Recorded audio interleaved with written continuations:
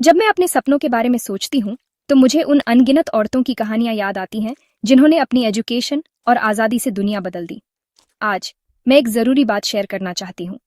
इस्लाम में औरतों की एजुकेशन और इकोनॉमिक राइट्स। शुरू से ही इस्लाम ने सबके लिए इल्म पर जोर दिया है, सिर्फ मर्दों के लिए नहीं बल्कि औरतों के लिए भी। क्या आपको पता है, कुरान में जो सबसे पहला लफ्ज नाजिल हुआ वो था इकरा, जिसका मतलब है पढ़ो। इसे एक लफ्ज ने सीखने के, जानने के और बढ़ने के दरवाजे खोल दिए। और उसने कभी नहीं कहा कि यह दरवाजा सिर्फ मर्दों के लिए है।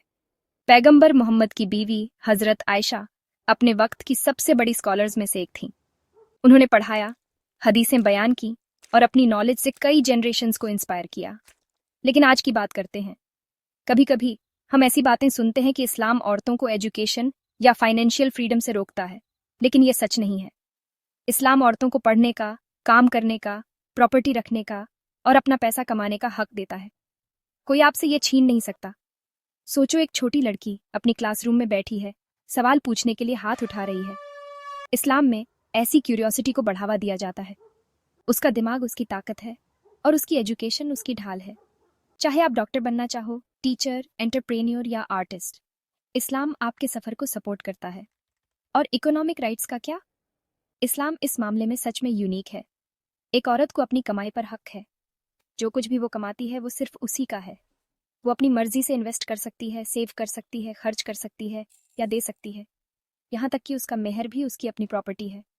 मुझे पता है, कभी कभी सोसाइटी इसे मुश्किल बना देती है, लेकिन ईमान हमें याद दिलाता है, आपके सपने वैलिड हैं, आपकी आवाज़ ज़रूरी है और आपके राइट्स प्रोटेक्टेड हैं। हर बार जब आप कोई किताब खोलती हो, कोई बिजनेस शुरू करती हो या अपने लिए खड़ी होती हो, तो आप इस्लाम की स्पिरिट का सम्मान करती हो।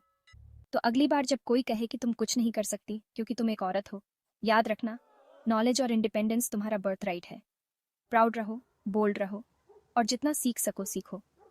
क्योंकि जब एक औरत एजुकेटेड और एम्पावर्ड होती है तो वो अपनी पूरी कम्युनिटी को ऊपर उठाती है। चलो सीखते रहें, सपने देखते रहें और आसमान छूते रहें। आपका फ्यूचर आपके हाथों में है।